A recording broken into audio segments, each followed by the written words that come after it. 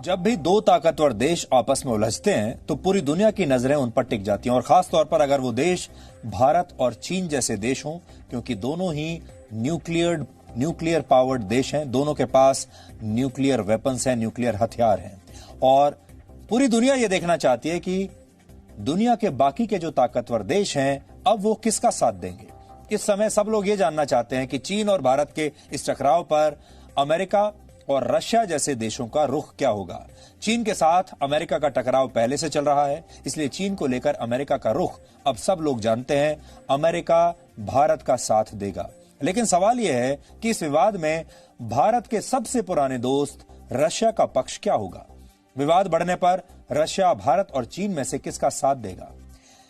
आपको याद होगा इससे पहले जब भी हमने युद्ध लड़े हैं जितने भी, रशिया ने हमेशा हमारा साथ दिया है, चाहे परोक्ष रूप से ही दिया हो, लेकिन रक्षा के मामले में रशिया हमारा सबसे पुराना दोस्त है। इसे आज आपको रक्षा मंत्री राजनाथ सिंह की रशिया यात्रा के परिप्रेक्ष्य में समझना चाहिए। राजनाथ सिंह कल मॉस्को के रेड स्क्वायर पर होने वाली विक्ट्री डे परेड में हिस्सा लेने के लिए रशिया में हैं आज।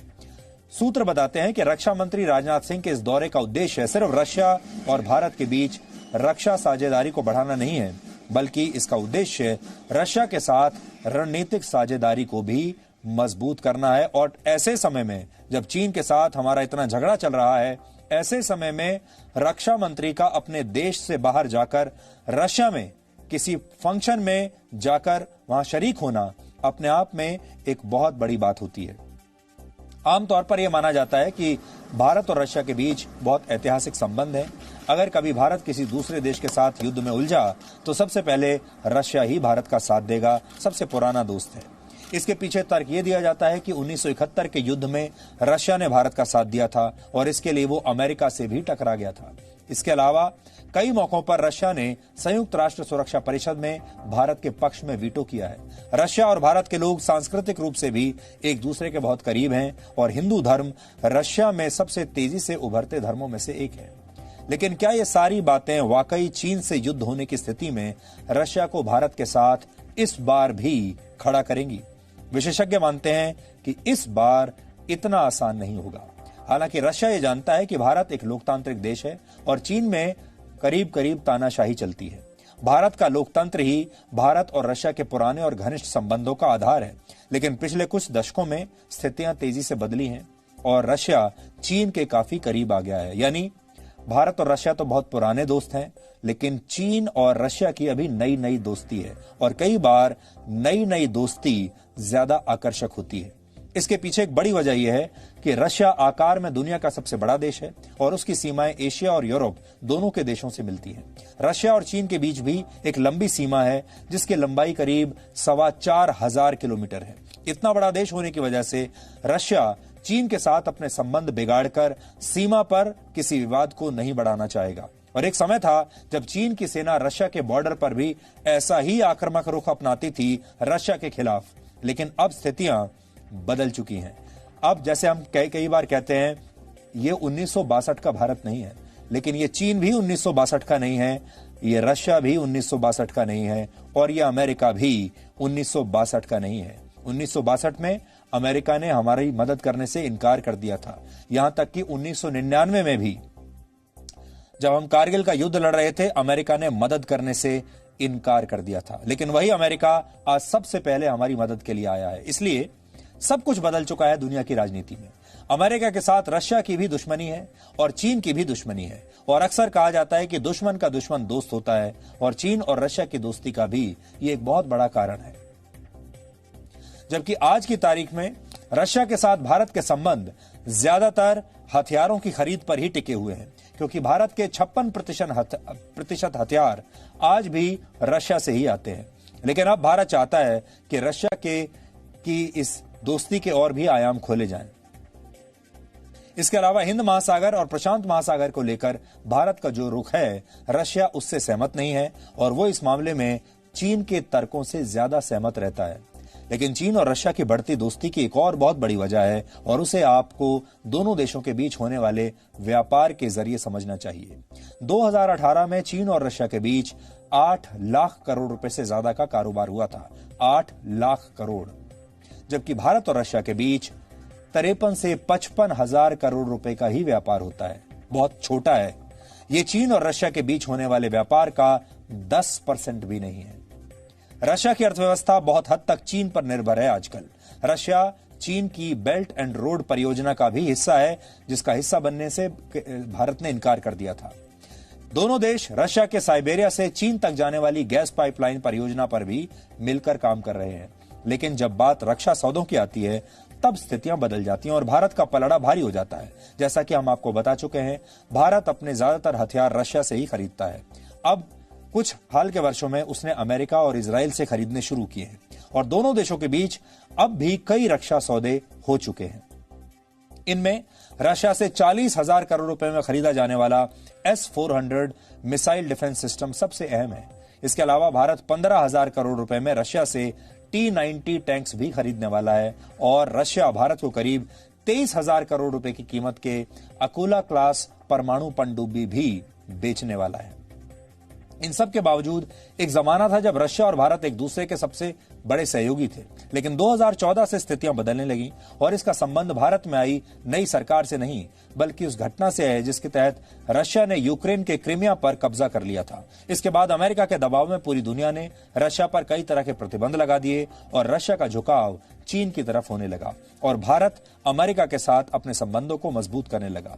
इसके अलावा भारत के संबंध उन देशों से भी बेहतर हो गए जिनसे रशिया के संबंध अच्छे नहीं रहे हैं। इनमें जापान और पश्चिम एशिया के कई देश शामिल हैं। 2017 में जब भारत और चीन के बीच डोकलाम विवाद हुआ था, तब चीन ने सबसे पहले इसकी जानकारी जिन देशों को दी थी उसमें चीन में रशिया के राजदूत भी शामिल थे, यानी रशिया को सबसे पहले जानकारी दी गई। हालांकि इसके बावजूद रशिया भारत के खिलाफ तब नहीं बोला था, लेकिन उसकी भाषा बहुत नपी तुली रही थी। लेकिन मूल प्रश्न यही है, रशिया किसके साथ है? तो जब बात भारत और पाकिस्तान की आती है तो रशिया भारत का साथ देता है, लेकिन जब बात भारत और चीन की आएगी तो रशिया किसका साथ देगा, यह बहुत बड़ी पहेली है। हालांकि भारत अब रशिया से कुछ और फाइटर जेट्स भी खरीदने वाला है। इसके लिए भी भारत अब रशिया से बात कर रहा है और हो सकता है बहुत जल्द रशिया अपने कुछ फाइटर जेट्स भारत को बेचेगा। इसका सीधा सा जवाब यह है कि रशिया आज की तारीख में किसी के साथ नहीं है। रशिया चाहता है कि दुनिया मल्टीपोलर हो जाए, यानी दुनिया में शक्तियों के कई ध्रुव हो जाएं। यही वजह है कि रशिया चीन और अमेरिका के बीच चल रहे व्यापारिक युद्ध पर भी खामोश बना रहा। इसलिए हम बार बार कहते हैं, पैसे में बहुत ताकत होती है और आज की जो पूरी राजनीति है वो पैसे के दम पर चल रही है, इकोनॉमी अर्थव्यवस्था के दम पर चल रही है और रशिया ये देखेगा कि उसकी अर्थव्यवस्था इस समय किसके दम पर चल रही है। चीन के साथ उसका व्यापार बहुत बड़ा है, लेकिन भारत भी हथियारों का बहुत बड़ा खरीदार है।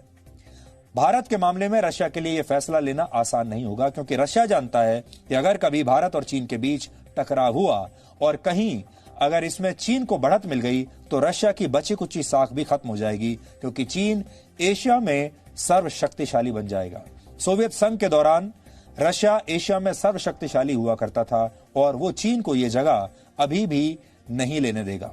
लेकिन आज की स्थिति में रशिया की अपनी भी बहुत मजबूरियां हैं और कमजोर आर्थिक स्थिति की वजह से वो खुलकर चीन का विरोध नहीं कर सकता और फिलहाल रशिया से ये उम्मीद भी नहीं की जा सकती कि वो इस विवाद पर खुलकर किसी एक देश का समर्थन या विरोध करेगा।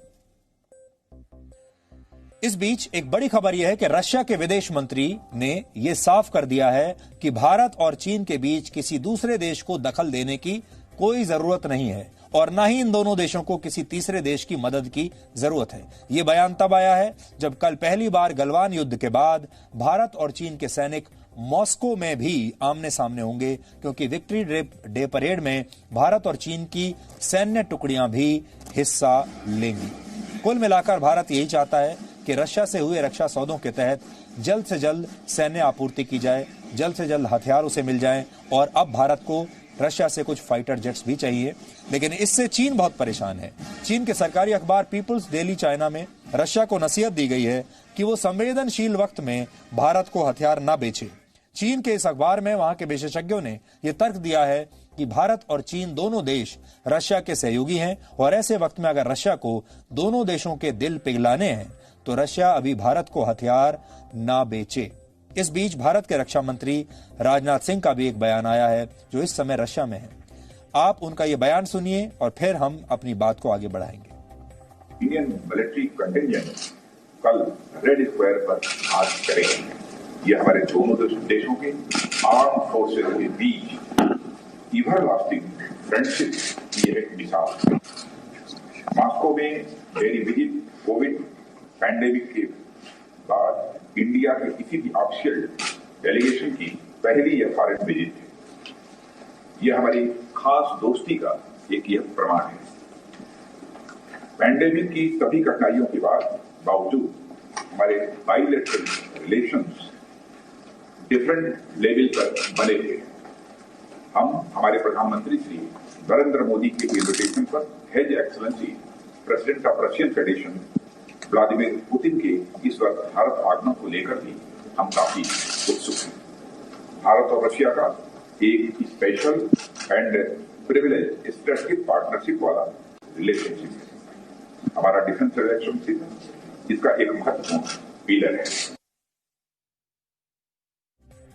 तो भारत रशिया से 12 सुखोई और मिग 29 फाइटर जेट्स खरीदना चाहता है, जिसकी कीमत करीब 5,000 करोड़ रुपए है और इसकी जरूरत भारत को तुरंत पड़ेगी। इसलिए भारत रशिया के पास गया है, क्योंकि रशिया एक ऐसा देश है जो बहुत जल्द ही इन फाइटर जेट्स की डिलीवरी कर सकता है।